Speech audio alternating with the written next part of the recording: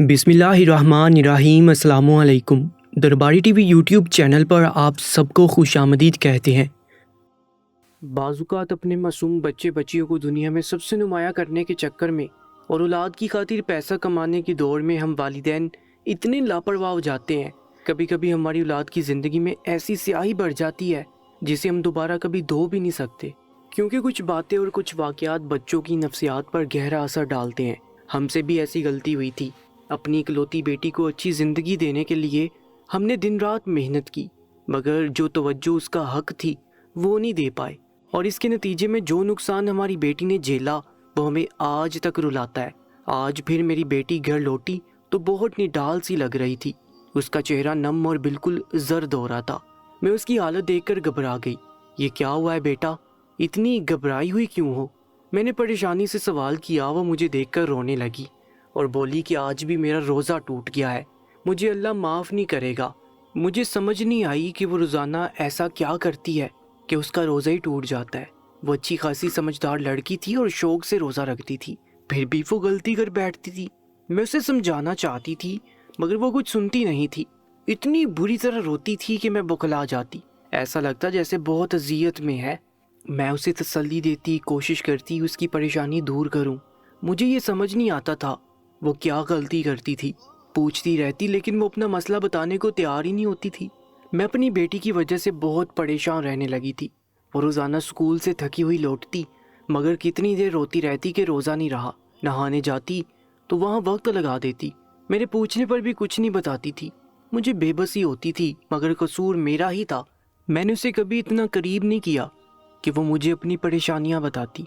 मेरे शोहर भी कमाई के चक्कर में घर को वक्त नहीं दे पाते थे, हालांकि वो हमारी इकलौती बेटी थी। मेरे शोहर बहुत अच्छी नौकरी पर फाइज थे और मेरा घर में ही बहुत बड़ा ब्यूटी पार्लर था। हम दोनों बहुत मसरूफ़ होते थे, इसलिए इकलौती बेटी को भी ज़्यादा तवज्जो नहीं दे पाते थे। दौलत का हिर्स हमें हमारी जिम्मेदारियों से भी दूर ले जा चुका था। वो छोटी थी तो हम दोनों के गिर्द घूमती थी। बात बात पर डर जाती तो पहले हमें ही पुकारती। अपने छोटे छोटे मसाइल लेकर हमारे पास आ जाती थी। उसे भी बाकी बच्चों की तरह यकीन होता कि उसके माँ बाप उसकी परेशानी दूर करेंगे, मगर मैं और मेरे शोहर दिन भर के थके हुए होते थे। उसे झिड़क देते, उसके कमरे में भेज देते। वो रोकर बताती डर लग रहा है तो उसे डांटते कि छोटी छोटी बात पर नहीं डरते, तुम बड़ी हो गई हो, समझदार हो गई हो, अपना ख्याल खुद रखा करो। हम ये सब बोलते हुए भूल जाते कि वो भी बच्ची है। हमने उसे वक्त से पहले बड़ा कर दिया। फिर वो भी आहिस्ता आहिस्ता हमसे दूर होने लगी और अब मैं उसकी तब्दीली पर ठिठक रही थी। अब सवाल करती, जानने की कोशिश करती कि क्या हुआ, मगर वो हमें कुछ न बताने की इतनी आदी हो चुकी थी कि मेरे बार बार सवालात पर भी मुंह नहीं खोल रही थी। वो सहमी हुई लगती थी, मुझसे छुपती थी, चाहती थी मैं अब भी पहले की तरह तवज्जो ना दूं। बात बदल देती और नज़रें चुराने लगती थी, मगर अब मैं अपनी बेटी को नज़रअंदाज नहीं कर पा रही थी। चंद रोज़ पहले भी वो इसी तरह स्कूल से घर आई तो बुरी तरह रो रही थी और बोली कि मेरा रोज़ा टूट गया है। मैंने हैरत से पूछा था कैसे टूटा रोज़ा, क्या गलती से कुछ खा लिया? वो नफ़ी में सर हिलाती रोती रहती थी। वो तो पिछले साल भी चंद रोज़े रख चुकी थी। जब रोज़ा रखती तो चाहे प्यास से निडाल हो जाती, रोज़ा कभी नहीं तोड़ती थी। अब क्या गलती करने लगी थी? मैं पूछती रह जाती मगर वो अपने कमरे में चली गई। मैं उसके पीछे गई तो वो बाथरूम में बंद होकर नहाने लगी। मैं खामोशी से पलट आई मगर मेरे दिमाग में उसका जर्द चेहरा अटक गया था। उसकी आंखों का खौफ मुझे मुतवज्जो कर रहा था। मैंने पहले कभी अपनी बेटी को इतनी तवज्जो नहीं दी थी। वो भी वक्त से पहले समझदार हो गई थी और अब 2 साल से बिल्कुल तंग नहीं करती थी, मगर अब ऐसा लगने लगा जैसे वो डरी सहमी सी रहती थी। स्कूल से आकर वो घंटों बाथरूम में बंद नहाती रहती। मुझे दरवाज़ा बजाकर कहना पड़ता था कि अब बाहर निकलो। बाहर निकलती तो निढाल सी बिस्तर पर गिर जाती। रोज़ा भी टूट चुका होता था। समझ नहीं पाती थी मैं रोज़ा कैसे टूटा। उसे कुछ खिला पिला नहीं सकती थी कि शायद उसे वहम होता हो मैं रोज़ा ज़ाया न करवा बैठूं। उसकी हालत मुझे चौंका देती थी। वो सुर्ख सफ़ेद निहायत खूबसूरत बच्ची थी, मगर अब उसके चेहरे की रौनक ख़त्म होती जा रही थी। मुझे शायद उसकी ये हालत भी मुतवज्जो न करती, मगर पहली बार इसी तरह वो रोते हुए आई और बोली कि मेरा रोज़ा टूट गया है, मुझे गुनाह होगा, अब मैं क्या करूं? वो बुरी तरह रो रही थी, जैसे बहुत तकलीफ़ में हो। मैं घबरा गई थी। पूछती रही, वो और कुछ नहीं बोली। بس یہی کہتی روزہ ٹوٹ گیا ہے۔ میں نے سختی سے سوال کیا تو جلدی سے نہانے چلی گئی۔ مجھے لگا بچی ہے، کوئی غلطی کر بیٹھی ہوگی، روزہ ٹوٹنے سے گھبرا گئی ہے، مگر وہ نہا کر نکلی تو اپنا یونیفارم بھی خود دھونے لگی۔ میری حیرت پر بولی کہ میں اب بڑی ہو گئی ہوں، اپنا کام خود کر سکتی ہوں۔ مجھے اس کا جملہ ٹھٹکا گیا تھا، حالانکہ وہ بمشکل 12 برس کی تھی۔ ہم نے اپنی مصروفیت کی وجہ سے اسے زیادہ وقت نہیں دیا تھا، مگر میں ہمیشہ اس کے کام کاج ملازمہ سے کروا لیتی تھی۔ ہم نے اپنی بیٹی کو بہت محبت سے رکھا تھا۔ مجھے وہ ابھی بھی بچی لگتی تھی، اسے بھی گھر کے کاموں میں دلچسپی نہ تھی، مگر اب وہ جانے کیوں بھوکی پیاسی خود اپنا یونیفارم دھونے پر بضد تھی۔ وہ میرے سوالات پر جیسے نظریں چرا رہی تھی۔ مجھے لگا وہ مجھ سے کچھ چھپا رہی ہے۔ اگر اس کا روزہ کسی وجہ سے ٹوٹ جاتا تھا تو وہ مجھے بتا سکتی تھی، مگر وہ ڈر رہی تھی، اور یہی بات مجھے پریشانی میں مبتلا کر رہی تھی۔ جو میں نے اس کے یونیفارم کا باریکی سے جائزہ لیا تو مجھے اس پر خون لگا ہوا نظر آیا۔ میری روح فنا ہو گئی تھی۔ میں نے گھبرا کر بیٹی سے سوال کیا کہ اسے کیا ہوا ہے، اس کے کپڑوں پہ یہ خون کیسا ہے؟ مجھے لگا وہ زخمی ہو گئی ہے، شاید خون بہنے کی وجہ سے اس کا روزہ ٹوٹ گیا ہے، مگر وہ پکڑے جانے پر بری طرح ڈر گئی۔ اس کا رنگ اڑ گیا، بولی کہ اسکول میں ایک دوست زخمی ہو گئی تھی، میں اس کو سنبھالنے لگی تو میرے کپڑے بھی خراب ہو گئے۔ یہ خون میرا نہیں ہے۔ میں بیٹی کو کھوجتی نظروں سے دیکھ رہی تھی۔ مجھے اس کی بات پر یقین نہیں آیا، مگر میں خاموش ہو گئی۔ اس کے بعد میں کئی دن تک بیٹی پر نظر رکھتی رہی، اور مجھے فکر ہونے لگی کیونکہ میری بیٹی گمسم سی ہوتی جا رہی تھی۔ میں اسے پکارتی تو بری طرح ڈر جاتی تھی۔ مجھے اس کا رویہ گھبراہٹ میں مبتلا کر رہا تھا۔ پچھلے چند روز سے اس کے ساتھ مسلسل ایسا ہو رہا تھا۔ میری بیٹی اداس تو پہلے بھی رہتی تھی، مگر اب جب سے رمضان شروع ہوا تھا کچھ زیادہ ہی پریشان نظر آنے لگی تھی۔ رمضان المبارک کا مہینہ میری بیٹی کو بہت پسند تھا۔ کم عمری میں بھی وہ ضد کر کے 1-2 روزے ضرور رکھتی تھی۔ پھر 11 سال کی ہوئی، 10 روزے رکھے، اور تب بھی کہہ دیا اگلے سال میں پورے روزے رکھوں گی۔ اب وہ 12 سال کی تھی، پہلے روزے سے ہی پرجوش تھی۔ بولی مجھے کوئی نہ روکے، میں روزے رکھ سکتی ہوں، عبادت کروں گی تو اللہ خوش ہوگا اور میری حفاظت کرے گا۔ میں نے بھی منع نہیں کیا۔ وہ بہت شوق سے روزے رکھنے لگی تھی، مگر نہ جانے کیا ہوتا تھا کہ وہ اسکول جاتی تو واپس روتی ہوئی آتی اور بولتی کہ میرا روزہ ٹوٹ گیا، مجھے اللہ سزا دے گا۔ مجھے اس کی یہ بات سمجھ نہیں آتی تھی۔ میں اس سے سوال کرتی رہ جاتی تھی۔ شاید وہ پیاس برداشت نہیں کر پا رہی تھی، شاید وہ اسکول میں غلطی سے پانی پی لیتی تھی یا کچھ کھا لیتی تھی۔ میں نے نرمی سے پوچھا، سوال کیے، مگر وہ کچھ بولنے کو تیار نہیں ہوئی۔ ہر صبح وہ پھر بھی روزہ رکھتی تھی۔ پھر ایک روز مجھ سے کہنے لگی رمضان میں اگر میں اسکول نہ جاؤں تو روزے پورے ہو جائیں گے۔ وہ مجھ سے درخواست کرنے لگی، وہ اسکول نہیں جانا چاہتی تھی۔ میں نے صاف کہہ دیا کہ چھٹی بالکل نہیں ہوگی، وہ چاہے تو روزے چھوڑ دے۔ میرے شوہر نے بھی یہی جواب دیا۔ میری بیٹی کو امتحانات میں فیل ہوتا نہیں دیکھ سکتے تھے۔ اس سے نہیں پوچھا وہ اسکول جانے سے کیوں بچ رہی ہے، اسکول جا کر اس کا روزہ کیوں ٹوٹ جاتا تھا۔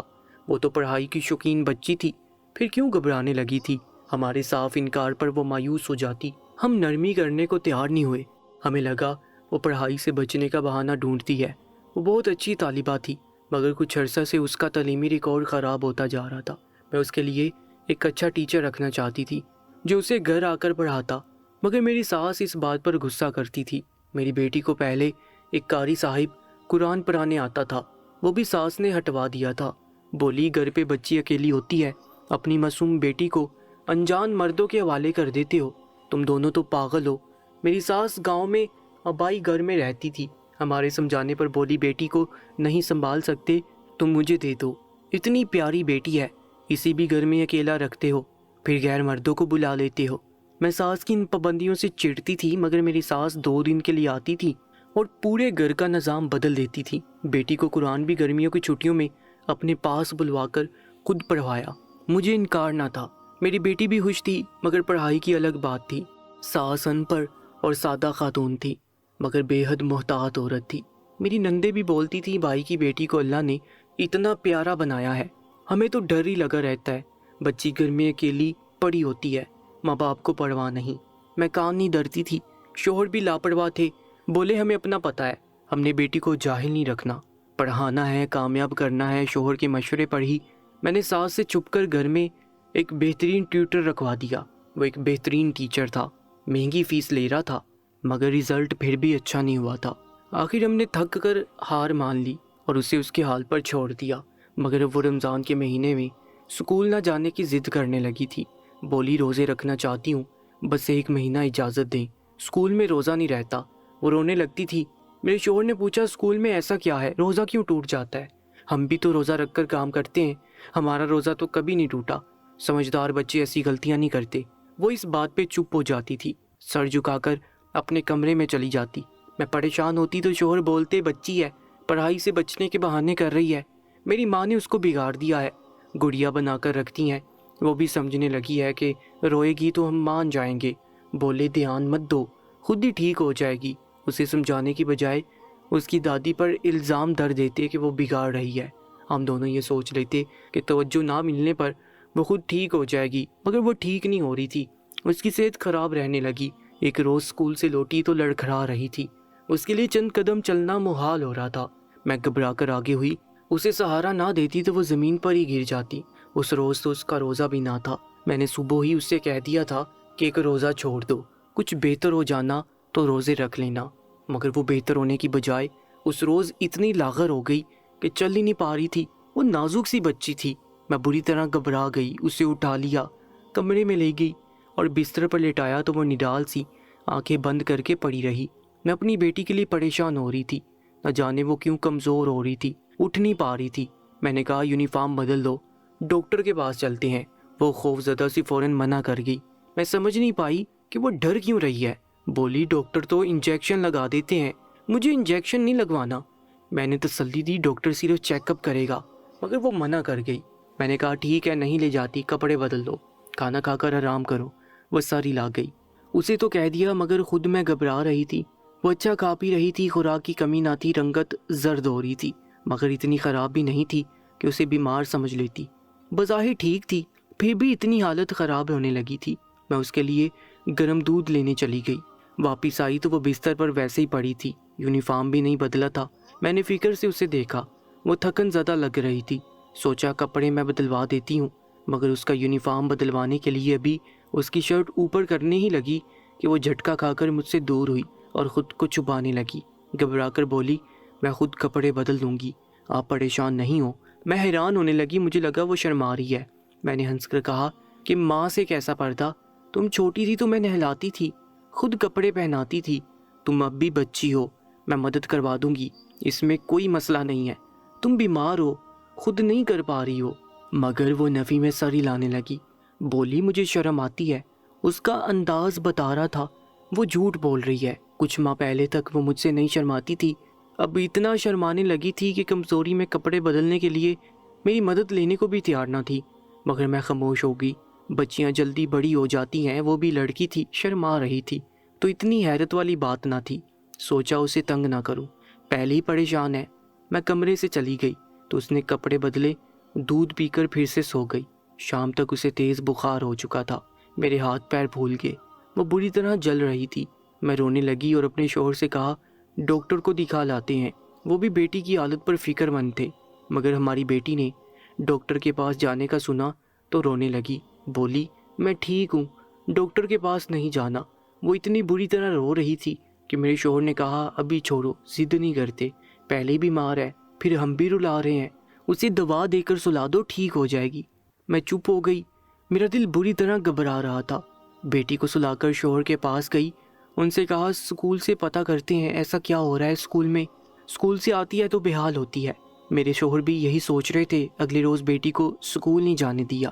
وہ ایسے خوش ہوئی جیسے خزانہ مل گیا ہو، معصوم سی میرے گلے لگ کر شکریہ ادا کرنے لگی۔ مجھے اپنی بیٹی پر پیار آیا، پریشانی بھی ہوئی۔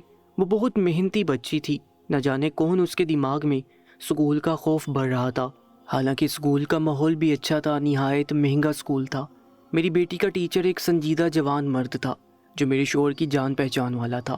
سب ٹھیک تھا، پھر جانے کیوں وہ اسکول جانے سے کترانے لگی۔ ایک دن میں ہی ہماری بیٹی ہوش باش ہو گئی، ہم سے بار بار التجا کرنے لگی مجھے اسکول نہیں جانا، میں روزے رکھنا چاہتی ہوں۔ ہم نے سمجھایا رمضان میں تو چھٹی بھی جلدی ہو جاتی ہے، ٹیچر بھی نہیں ڈانٹتے، کام بھی کم ہوتا ہے، چھٹی کر کے نقصان ہوگا۔ وہ انکار پر مایوس ہو گئے۔ میرے شوہر اسے اگلے روز خود اسکول لے گئے، اس کے ٹیچرز سے بات کی، سب نے یقین دلایا کوئی مسئلہ نہیں، بس آپ کی بچی ہی پڑھائی میں توجہ نہیں دیتی، اب खोई खोई सी रहती है। बोले हम मेहनती और ज़हीन बच्चों की अलग से क्लास लेते हैं, आपकी बेटी को भी वो क्लास दी जाती है, मगर इस कदर तवज्जो देने के बावजूद वो पढ़ना छोड़ चुकी है।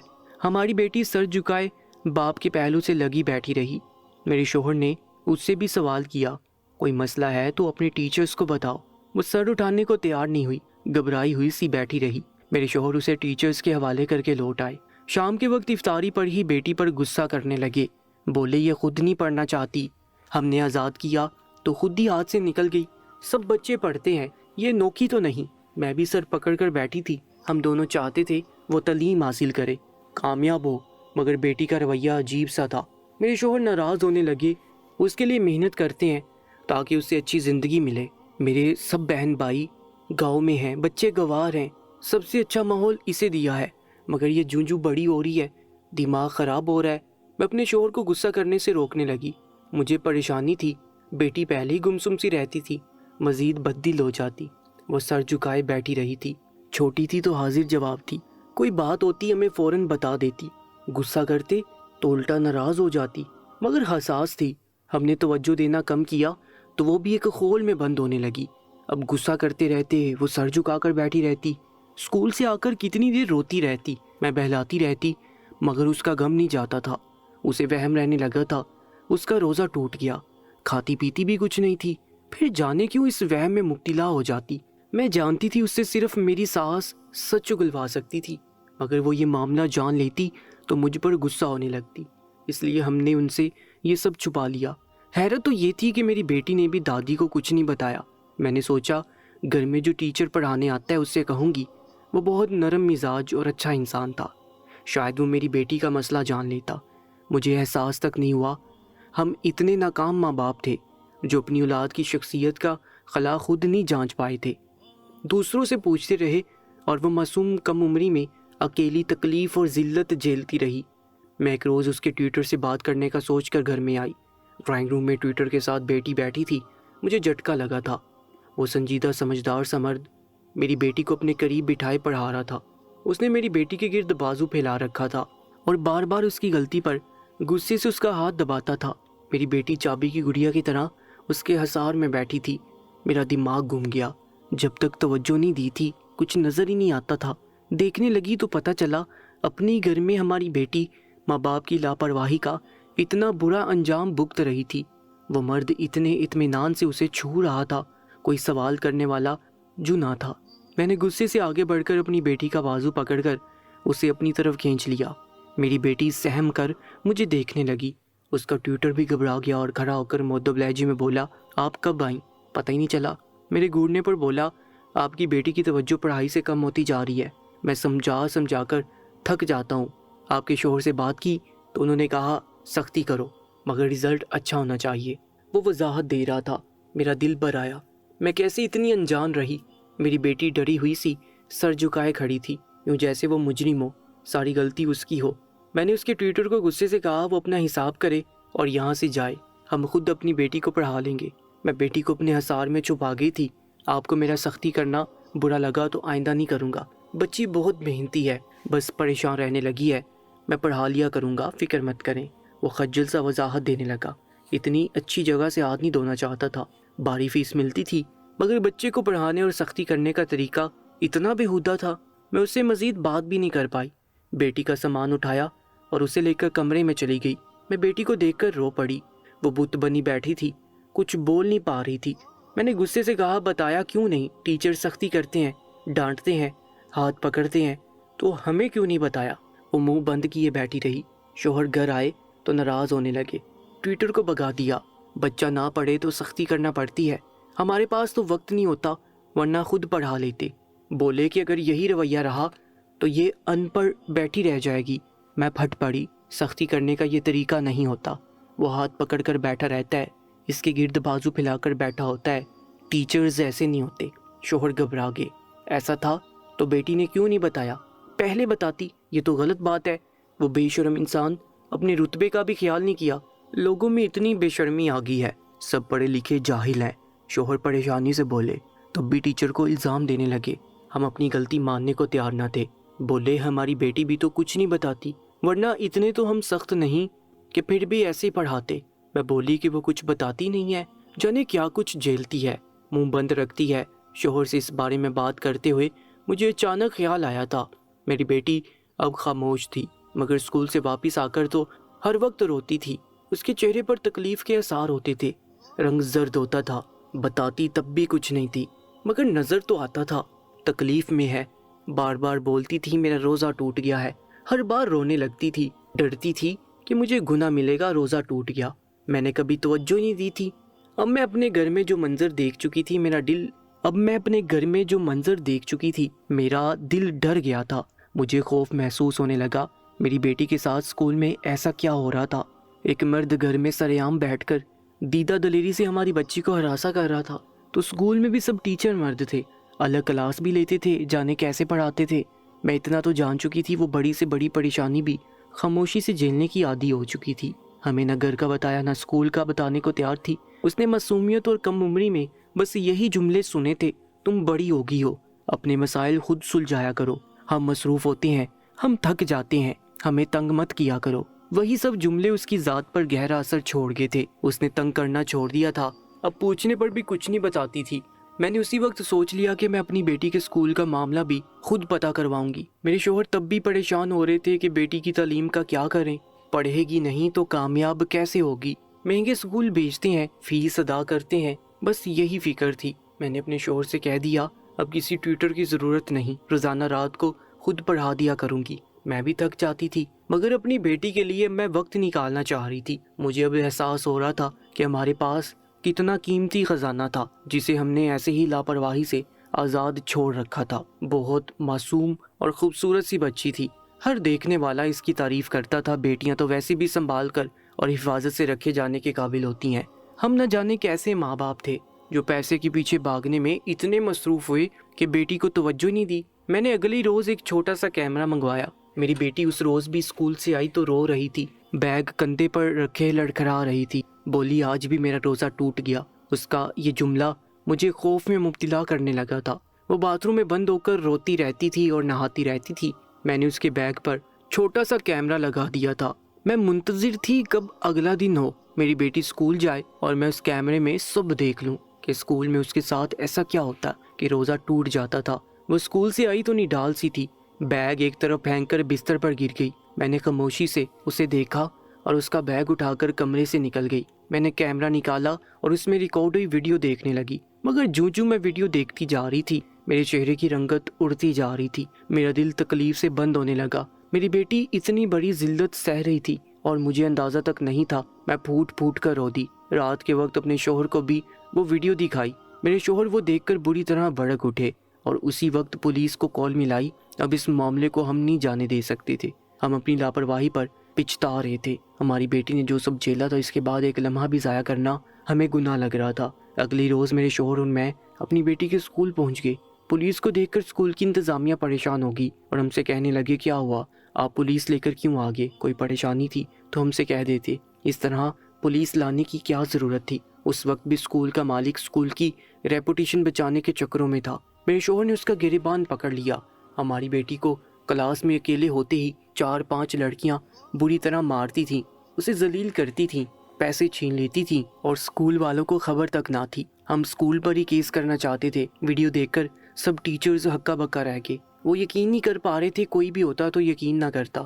ہمارے ہاں اسکول کو سب سے محفوظ جگہ سمجھ لیا جاتا ہے، بچوں کا آپس میں مار پیٹ کرنا عام سی بات ہے، مگر بچیوں کا مل جل کر ایک بچی پر روزانہ تشدد کرنا، اسے زخمی کرنا ایک نفسیاتی مسئلہ تھا۔ ہماری بیٹی خون بہنے پر روتی تھی کہ روزہ ٹوٹ گیا، ہمیں بتانے سے ڈرتی تھی کہ ہم اسے ڈانٹ دیں گے، اپنا مسئلہ خود حل کرو۔ وہ چپ رہی، کسی کو نہیں بتایا۔ اب بچیوں کو شے ملتی رہی، ہم بھی قصوروار تھے، مگر وہ اسکول بھی اور ان تشدد کرنے والے بچوں کے والدین بھی قصوروار تھے۔ لوگوں کو اندازہ ہی نہیں گھروں میں مار پیٹ اور بچوں سے لاپرواہی کا کیا نتیجہ نکل سکتا ہے۔ شاید کچھ لوگوں کو لگے یہ سب جھوٹ ہے، مگر ہمارے ہاں اولاد کو کمزور کو دبانا سکھایا جا رہا ہے۔ والدین کو چاہیے اپنی اولاد کو توجہ دیں، نہ وہ مارنے والا بنے نہ مار کھانے والا۔ مجھے اب احساس ہوتا ہے ماں کے پیروں تلے جنت ہے اور باپ جنت کی کنجی ہے، تو اتنا بڑا مقام مفت میں نہیں ملا۔ اس مقام کو پانے کے لیے اولاد کی تربیت کرنے اور انہیں توجہ دینی پڑتی ہے۔ اس مقام کو پانے کے لیے اولاد کی تربیت کرنے اور انہیں توجہ دینے کی محنت کی جاتی ہے۔